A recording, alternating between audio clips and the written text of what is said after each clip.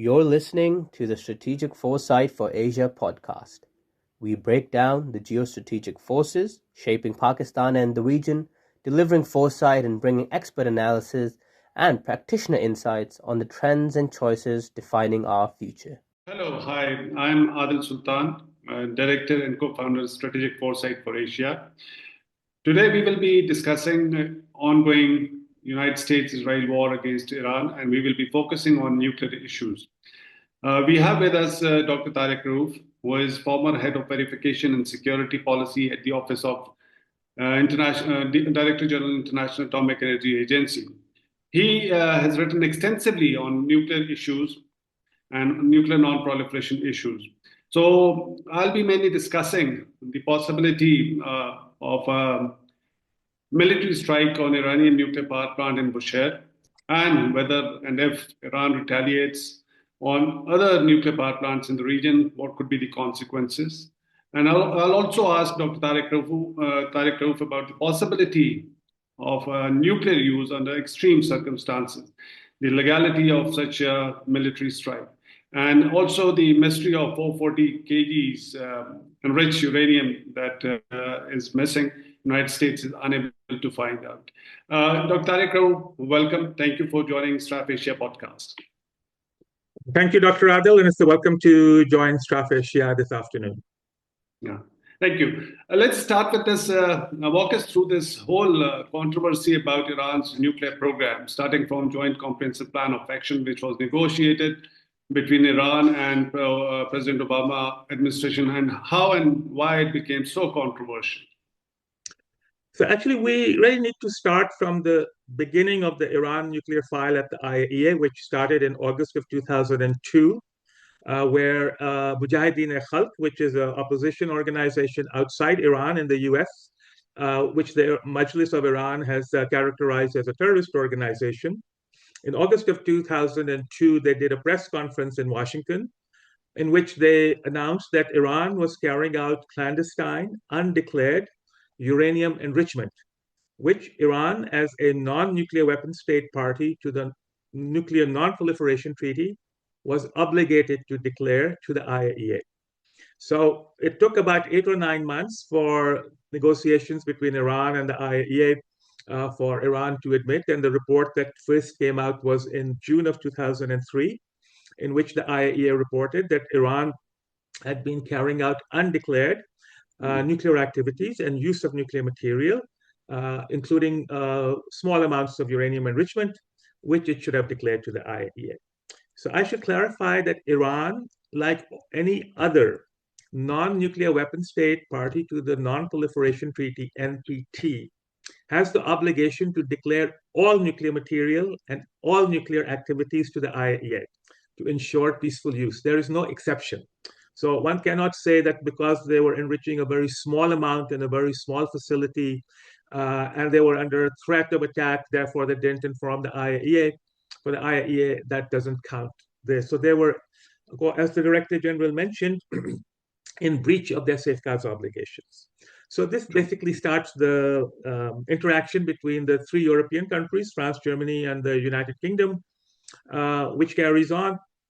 Iran suspends uranium enrichment from 2003 to 2006, during which time Iran thought that the sanctions on Iran would be decreased and that there could be a normalization of relations, at least between the European countries and Iran, but that did not happen. So with the election of President Ahmadinejad in 2006, Iran stopped the suspension of uranium enrichment and started enriching. So we can then fast forward to 2013. So during the 7 years, Iran begins to enrich to about 5% or more. In 2013, there is the Joint Plan of Action, JPA, agreed in Geneva, which then leads to the Joint Comprehensive Plan of Action, as you mentioned, JCPOA, of July of 2015.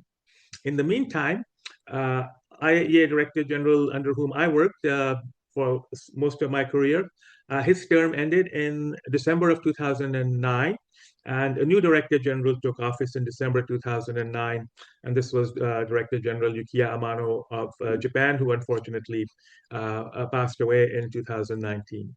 So he issued a report in November of 2011, in which the IAEA concluded, based on its investigations and based on information provided to the IAEA, that Iran had 12 areas of possible military dimensions to Iran's nuclear program.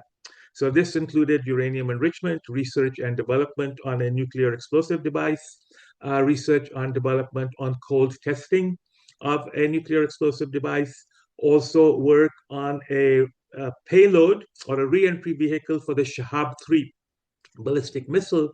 And so all of these 12 areas of what we call PMD, or possible military dimensions, pointed only in one direction, that the overall goal was to develop nuclear weapons. I should also say that these activities did not involve the use of nuclear material. So in that sense, Iran was not in non-compliance with its safeguards agreement.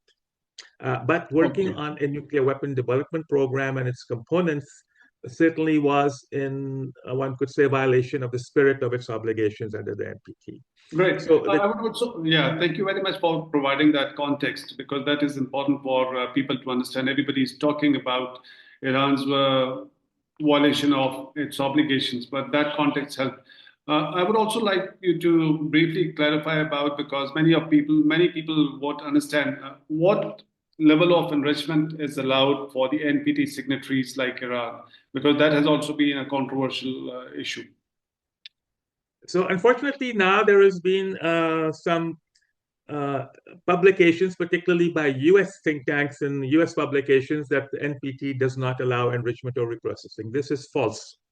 Under the NPT, there is no restriction on a non-nuclear weapon state party to the NPT to do enrichment of uranium and or reprocessing of plutonium, provided that this activity and the material is fully under IAEA safeguards, is used only for peaceful purposes and is not used for a nuclear weapon.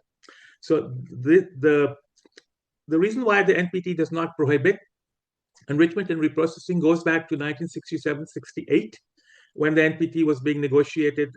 Primarily, the drafting was done by the United States and the Soviet Union. But then the countries of concern at that time, to use the term, were Sweden, Switzerland, Germany, Italy, and so on, Japan. These countries said, okay, we are giving up, quote unquote, our right to make a nuclear weapon under the NPT, but we do not want to restrict our nuclear fuel cycle activities. And therefore, the NPT does not limit nuclear fuel cycle activity, including sensitive fuel cycle activities like enrichment and reprocessing, for peaceful purposes. So Article 3 of the NPT says the obligation to put nuclear material and activities under IAEA safeguards is for peaceful activities, which is why we now have this controversy over nuclear-powered submarines being acquired by Australia under the AUKUS program. And so that is a separate issue. But to answer your question, clearly, there is no limitation on enrichment and reprocessing in a country like Iran, as long as it is declared to the IAEA and the material is used not for nuclear weapons. Okay.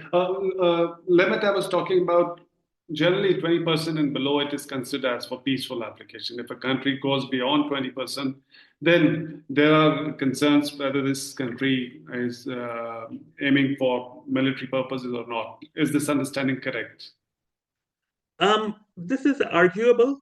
So research reactors, for example, there were 26 countries that benefited from the Atoms for Peace program of the United States that was lasted from 1953 to 1962. The Pinstech reactor at Nellore is one of the reactors under the Atoms for Peace program. And these reactors, also like the Tehran Research Reactor and others in the Cirrus reactor in India, the Dimona reactor in Israel, all of these reactors that were provided by the US research reactors under Atoms for Peace, all were fueled by highly enriched uranium. And including one to Iran as well, under Atoms for Peace program. The United States did provide nuclear reactor to Iran.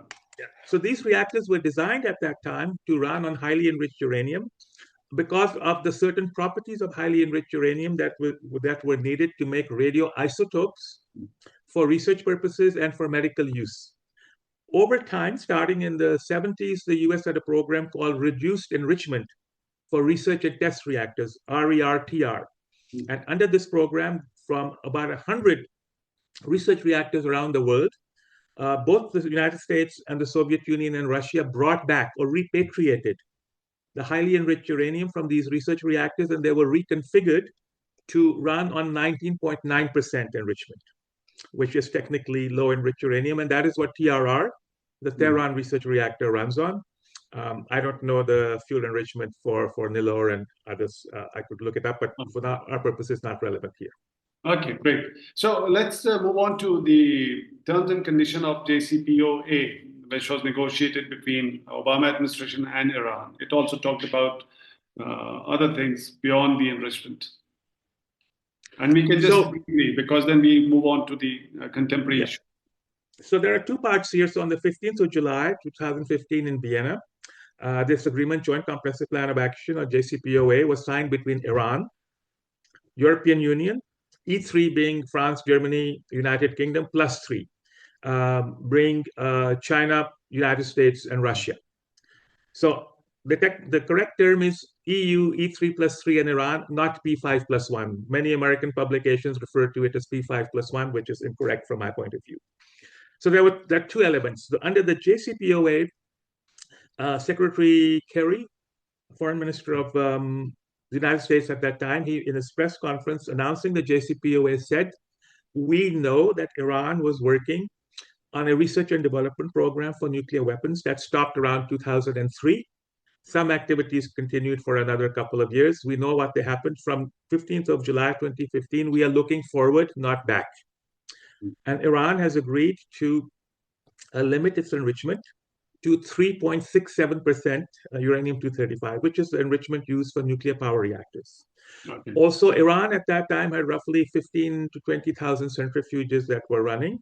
So Iran agreed to reduce the centrifuges at Natanz to 5,060 centrifuges of IR1 design and 1,044 centrifuges at the Fordo fuel enrichment plant for research purposes. So no enrichment for accumulation of material in Fordo.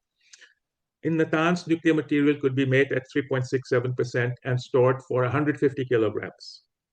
And the IAEA would do daily inspections at Fordo and at Natanz. Had two plants. One was above ground, pilot fuel enrichment plant. One was underground, fuel enrichment plant, and other facilities like Esfahan and so on. The second parallel part was an agreement between the IAEA and Iran called Plan of Action, under which IAEA and Iran would work on these 12 PMDs, 12 possible military dimensions that I mentioned from November 2011. And the deadline was to resolve these issues by the 15th of December. Until these 12 issues were resolved, the JCPOA could not come into force. So the IAEA and Iran worked on 2nd of December 2015. The IAEA issued a report closing these 12 open issues. Okay. This is controversial, but I want to get into detail here since we don't have time. So following this, in January 2016, Security Council Resolution 2231 was adopted. So Iran then was obligated to implement the JCPOA under the terms of Security Council Resolution 2231. But already Iran was cheated because under the JCPOA, Iran did not agree to any limitations on its ballistic missiles. Yeah. It also did not agree to any limitations on imports and exports of conventional weapons.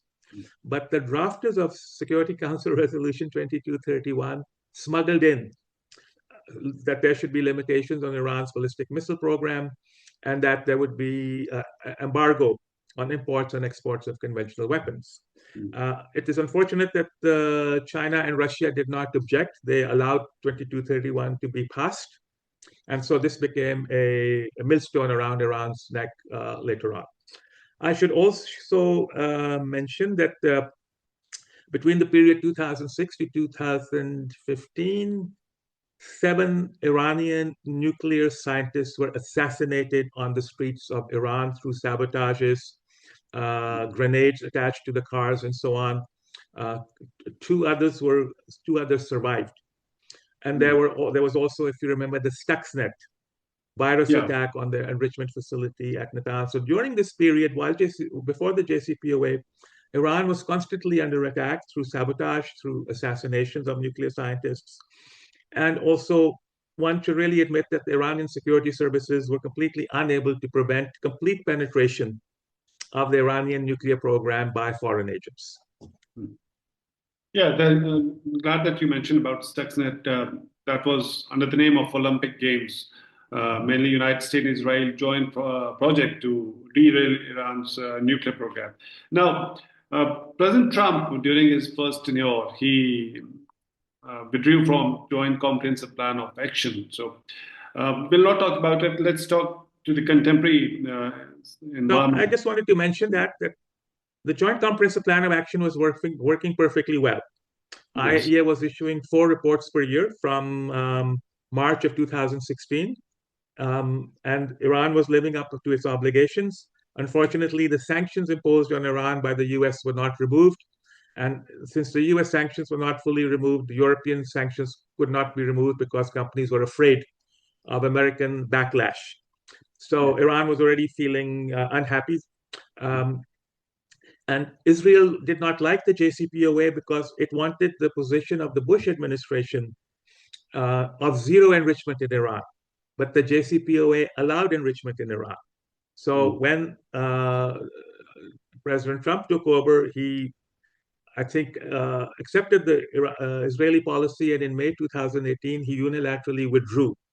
So here you have a permanent member from the Security Council violating a UN Security Council resolution adopted under Chapter 7, which is legally binding. So Iran waited for 1 whole year. And only in June 2019, it started stepping out of JCPOA limitations, in each case by giving advance notice to the IAEA. Okay, great. Thank you for this background, and it helps understand the genesis of this crisis, from where it started and who are the parties involved not willing to negotiate in serious earnest. Now, you mentioned about on June 12, 2025, IAEA informed member states that Iran has ramped up production of enriched uranium. And this is very interesting because the same day, IAEA Board of Governors declared that Iran is in breach of its non-proliferation obligations. So it happens on June 12. IAEA informs IAEA Board of Governors, and Board of Governors holds Iran responsible. And the very next day, Israel attacks. So that attack probably was well planned well in advance. It cannot happen in 24 hours. So in a way, it seems it was orchestrated. This IAEA was manipulated by certain powers to give that report on the certain date, and next day Israel also attacked, and then after 10 days, the United States also attacked. So what's your assessment whether those strikes of June 2025, they really degraded, destroyed Iranian nuclear facilities or not? Because Iran has a different story to tell. President Trump at that time and the United States and Israel, they claimed victory and they said we have totally obliterated Iran's nuclear facilities. So what's your assessment about that? So again, we need to rewind. So the first administration of President Trump ends, and then President Biden becomes the new president. Most people were expecting that when President Biden became president, he would restore American participation in the JCPOA, but he did not. So we had 4 wasted years, during which the mistrust between Iran and the US and the European Union increased rather than decreased. And during this period, Iran took further measures as more sabotages and more assassinations of nuclear scientists continued. So in 2021, February, Iran stopped implementing those parts of the JCPOA that went beyond the NPT Safeguards Agreement, such as refusing IAEA access to the centrifuge manufacturing facility in Isfahan, because it's not a nuclear facility under NPT safeguards, it is not subject to safeguards. But Iran accepted that under JCPOA. And it also started, in response to one sabotage or assassination, earlier it went from 5% to 20%. And then in response to another sabotage, I think at Isfahan and Natanz, from its point of view to punish the other side, it started enriching to 60%. But always by informing the IAEA in advance, and the IAEA was also verifying. So the higher the level of enrichment, the more intense the IAEA inspection, because the closer the material gets to direct nuclear weapon use, the more stringent the IAEA verification has to be. So in September, or I forget, November 2024, there was a meeting in Cairo. And by this time, Iranian stock of 60% is increasing. So in this meetings, moderated by Egypt, Iran agreed that it would not accumulate any more 60%. It would make 60%, but then it would dilute it. So at that time, its monthly production rate of 60% was about 7 kilograms per month. But then in January, the EU and others again threatened Iran, and they are taking steps because the JCPOA restrictions would be expiring in October of 2025. And October of 2025 would be the Russian presidency of the Security Council. So the EU was looking 9 months ahead of how to keep Iran within the JCPOA, and even though certain limitations were going to expire in the meantime, still to keep Iran constrained. So Iran then, to retaliate, quadrupled the production of 60%. Instead of making 7 kilograms per month, it started making 34.5 kilograms per month. Again, under IAEA verification. So from my point of view, this was a misstep by Iran. So by producing 34 kilograms per month, it empowered those in the US and Israel who were saying Iran is racing to the bomb, can make 90% uranium in 1 week, 2 weeks, 4 weeks, you take your number. And that worsened the situation. So the IAEA has 4 board meetings per year, Board of Governors, March, June, September, and November. So the report was issued on the 31st of May for the IAEA board meeting in the beginning of June. So the IAEA report was not a special report. It was a normal report in the normal sequence of events, March board report and then June board report. And there were also some issues that were reopened. If you remember, in 2018, Israel said that it had made a raid to a place called Turkuzabad outside of Tehran, a nuclear warehouse where it had taken the nuclear archive. Yeah, and they had taken roughly 500,000 documents on disks and so on. And then that information was shared with the IAEA. And then by this time, AI was coming online. So large language models like Palantir and others were then used on this nuclear archive. And so the IAEA reopened some of the questions that had been closed in December of 2015. So there were 2 issues then for Iran. One was this issue of the 60% and the JCPOA limitations that Iran was no longer observing. And then there were open issues about potentially undeclared activities and use of nuclear material at 4 locations, Lavizan, Shian, Marivan, Turkazabad, and so on. And some of this related to the original import of centrifuges from a foreign country by Iran that started Iran's enrichment program. So, this is a very complicated issue. So the European countries... Let me just finish. So in June, the European countries were already primed to find Iran in non-compliance for these 4 undeclared activities at 4 locations that I mentioned. So the finding of non-compliance was not with relation so much to the JCPOA, was the finding of non-compliance with Iran's NPT safeguards agreement. And so when a board so the IAEA Director General doesn't make the finding of non-compliance. The IAEA's report says Iran was obligated to do X, Y, and Z. It did not do X, Y, and Z. And then the board makes the political assessment whether to find the country in non-compliance or not. So it's a political determination by the board. And so they made the political determination that it was in non-compliance. Now, the IAEA Board of Governors has 35 members in it, of which 20 members are Western and Western-oriented. So all resolutions on Iran, finding Iran in non-compliance, have been taken by a vote, not by consensus. So the vote has usually been 20 in favor, 3 or 4 countries voting against, like China, Russia, depending whether Venezuela, Cuba, or others are there, and the remaining abstain. So it means that the board of governors is divided on the Iran nuclear file.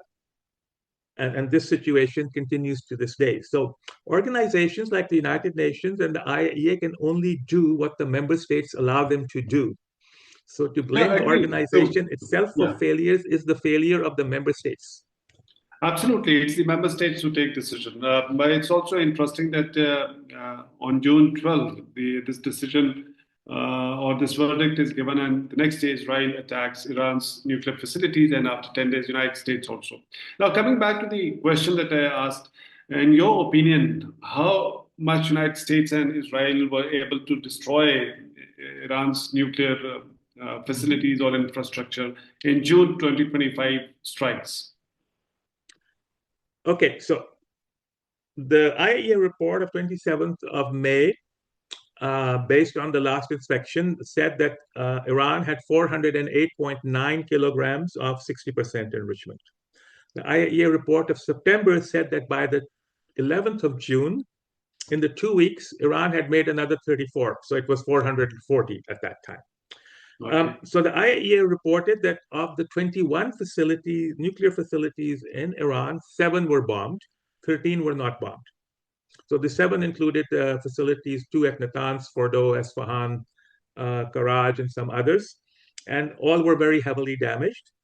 6 massive ordnance penetrators were used on the Fordow site, and 2 were used on the Natanz underground site, but one of the 2 did not detonate. So if you look at satellite imagery from the 2 penetration points at Natanz, one shows the damage of the explosion, but the second is a clean hole, which means that explosive didn't detonate. So these massive ordnance penetrators, although they weigh 30,000 pounds, explosive is only about 1,500 to 2,000 pounds.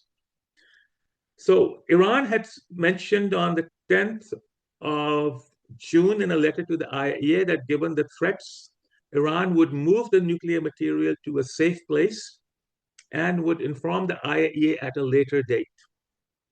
Technically, anytime nuclear material is moved, the IAEA has to be informed. So this is not because entirely... of the safeguards. Yes, because of the safeguards. Because of the safeguards, yes. It has to inform the IAEA. Yes, so in a non-nuclear weapon state, any use of material, any movement of material has to be informed to the IAEA. Right. So we really don't know exactly where the nuclear material was on the 12th of June, whether the material which was in Fordow was carted away to some other place. Now there is satellite imagery showing 16 transport trucks lined up at Fordow the day before the bombing. Now, when uranium is enriched to 60%, it has to be stored in very special cylinders or canisters. So the ones that Iran was using was 5A and 5B canisters for highly enriched uranium. And each canister is licensed to hold a maximum of 22 kilograms. That is because 25 kilograms or more of highly enriched uranium can lead to spontaneous criticality. So 16 cylinders theoretically would have been sufficient for 440 kilograms. But again, putting 440 kilograms of highly enriched uranium on the back of a truck is also a problem. So that it doesn't seem credible that they moved all of it away. Now, just last week, there was a new report by Le Monde in Paris, which shows a truck with 16 containers moving to Esfahan. So some think tanks in the US are saying that the nuclear material was moved, 60% was moved to Isfahan. But nobody quite knows for sure. So I published an article in Arms Control Today in November of 2025. Its title is about restoring safeguards in Iran, in which I point out that it will be very difficult for the IAEA to restore what is called the material balance. So the IAEA knew on the 11th of June how much material was where it was, because it did the verification. But then it didn't know, because after 12th of June, IAEA has not been back, and Iran has not allowed IAEA to go back to the bombed facilities. Okay, great. So at Fordow, my assessment is some of the cylinders would have been destroyed, broken, and the UF6 is not a gas. in the normal form, UF6 becomes a powder. You have to heat the cylinder, you have to heat it to become a gas. So you can see the technical expertise of many of these people writing in the Bulletin of Atomic Scientists and so on, where they keep talking about UF6 as a gas. So you know that what their analysis is worth. Anyway, so some of this material would have been broken and mixed with the debris. So how are you going to recover it? You cannot go with a sieve and sieve out the uranium. Some cylinders would be damaged. Some cylinders might be intact. So this is Fordo. At Natanz, if we still have 1,500 to 2,000 pound unexplosive charge down there, you need to make it safe before you send people down there. And IAEA inspectors are not miners. So you need to send specialized staff who would first clear the tunnels and the debris in order for nuclear inspectors to go in and assess what's left there. So this is no trivial task. And all this analysis on CNN, BBC, American think tanks, they're just saying, all the inspectors have to do flying in a helicopter and they can go in there and get the material. Or the US can send helicopters and fly this material out of Iran to the US. So all of this is nonsense. No, thank you very much for bringing some clarity about it, because what we hear in media is different and everybody is creating alarm about. Now we have very limited time left. So coming back to these questions, they're important. Will or can Israel or United States attack or target Iran's Bushehr nuclear power plant? And if they do, what are the consequences? So if you can briefly, because we have limited time left, and we also want to address two other important questions before we wind up. So, the Bushehr plant was made by the Russians, and there's still about 300 Russians at the Bushehr power plant, according to Rosatom, which is the contractor. But lately, Russia probably they've asked their scientists or the workers to leave Bushehr nuclear power plant. I just heard in one of the stories. Yeah, I mean, some of them have left because two other power plants are in construction next to Bushehr units 2 and 3. Okay.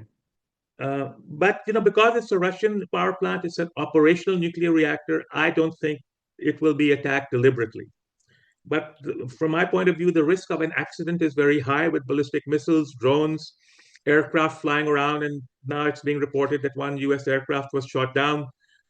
Even though the containment dome of Bushehr is designed to withstand a severe impact, we don't know what would happen if a fighter plane crashes on it or a missile lands on it. So I'll appreciate if you can also address the, sorry to interrupt you. If you can also talk about the legality of attacking nuclear power plants. I know that you have written on this issue as well. Mm-hmm. So let me just finish this. So Bushehr has about 90 tons of uranium nuclear fuel in the reactor at 3.5%. And they have somewhere around, I think, 360 tons of used fuel sitting in cooling ponds. So when the fuel is cooled down to a sufficient level, it will be taken back to Russia. That's part of the contract. So it means that there is quite a lot of nuclear fuel in the reactor and in the cooling ponds. And if either the electrical power is lost, then there could be a meltdown of the reactor like at Chernobyl or at Fukushima. And already on the 17th of March and the 24th of March, two projectiles landed on the territory of the Bushehr power plant. So it's already vulnerable to accidental attacks. I personally don't think that the reactor will be targeted deliberately, but the chance of an accidental hit is quite high. Now there are there's a whole international legal framework which prohibits attack on critical infrastructure like electrical power plants and so on. So some of this is a little bit ambiguous, but generally one can say that under the Geneva Conventions of 1949 and its protocols, deliberate attacks on nuclear power plants would be illegal. The gray area is enrichment plants and reprocessing plants. We have the Convention on the Physical Protection of Nuclear Material, but it excludes attacks on military power plants. And the last time it was amended, the Western countries deliberately did not want to extend the mandate of the Convention on the Physical Protection of Nuclear Material to include nuclear plants, because I'm sure they were looking at the possibility of hitting Iran in the near future. But there are many IAEA General Conference resolutions and decisions. Resolution 487 of the Security Council from the International Court of Justice, all would make attacks on operating and safeguarded nuclear facilities in a non-nuclear weapon state party to the NPT clearly illegal, and also disproportionate, and also potential for causing harm to civilians. And because it can lead to a humanitarian catastrophe. Yeah, Because so if there was a meltdown at the Bushehr power plant, the entire Persian Gulf would be contaminated. All of the surrounding areas would be radioactively contaminated. There would need to be evacuation zones. People would need to be treated with iodine. There would be a number of deaths. A certain part of the land would be uninhabitable for decades. Mm. The water in the Persian Gulf does not circulate very well into the Indian Ocean and the Arabian Sea. So the contamination in the water would remain for a long time. The fish would be irradiated. Plus, there are desalination plants in Kuwait, UAE, Iran, and elsewhere that draw water from the Gulf for drinking purposes and living purposes. All of that would be lost. So the conclusion is that an attack on the Bushehr nuclear power plant or the 4 reactors at the Baraka power plant in the UAE would cause a nuclear accident whose implications would be beyond human timescale. And that is in case they deliberately target Iran's nuclear power plant. And if Iran wants to reciprocate, as it has been doing a tit-for-tat kind of a strikes. No, but it also includes an accidental hit on a reactor that penetrates the containment dome and leads to a catastrophic failure. It can be either, Absolutely. not just a deliberate attack. Absolutely. Now, we should not talk about the use of nuclear weapons very lightly, but more recently there have been some write-ups. There have been some signaling. President Trump yesterday also talked about bombing Iran to the Stone Age. So there are some signals that in an extreme desperate situation, one of the two belligerents, United States or Israel, they might use nuclear weapons against Iran. Very unlikely, but how do you see this situation? I personally don't see this as a likely scenario because a more credible scenario might have been to use a small nuclear device on Natanz and Fordo, but they have already been crippled by conventional weapons. So there is no target left in Iran that for which a nuclear strike is required. They've already killed off 3 levels of senior leadership, including the supreme leader, all the commanders of the regular forces. So what target is left there other than killing civilians? And so I personally don't regard use of nuclear weapons credible in this particular context. I mean, the last I heard, Israel had already dropped more than 12,000 bombs on Iran. The United States had dropped more than 15,000 bombs on Iran. So they have enough conventional explosives to keep on bombing and destroying bridges, hospitals. Yesterday they bombed the Pasteur Institute, which makes vaccines for people. So now there are unfortunately no limits and no impunity. Everything is fair game. You saw that in Gaza, see that in Lebanon, and the whole international community is quiet. I do not see any protest from the 51 members of the Organization of Islamic Countries. So all of these countries, by remaining quiet, are colluding in this and not standing up for international law, not standing up for protection of civilians and non-combatants. They're not standing up for international humanitarian law. And now new precedents are being set in future warfare. Well, in the last confrontation between Pakistan and India bombed a number of places. Fortunately, India, Pakistan still have this agreement on not attacking nuclear facilities, which they exchange a list every year. But we don't know if there's another conflagration, whether India would then go beyond and attack facilities in Pakistan. So this is setting a very bad precedent in the Middle East, and countries need to stand up here and be counted. Absolutely, absolutely. We only see occasionally a few joint statements by some of the Arab and Muslim countries condemning Israel on these bombing. But you rightly mentioned the way these bombings have been, or genocide has been carried out in Gaza, and 1/10 of Lebanon already occupied, and they're bombing Iran, threatening Iran to take it to the Stone Age. So that's why the concerns are that in an extreme desperate situation, because in 1945, once the United States used these bombs on Hiroshima and Nagasaki, the argument that was given was that they're trying to end the war and also saving American lives. So the same kind of arguments they might use against Iran. It would be very unfortunate for the entire region. The scenario that you painted, there would be no water to drink for these countries even, because all these desalination plants would not be able to work.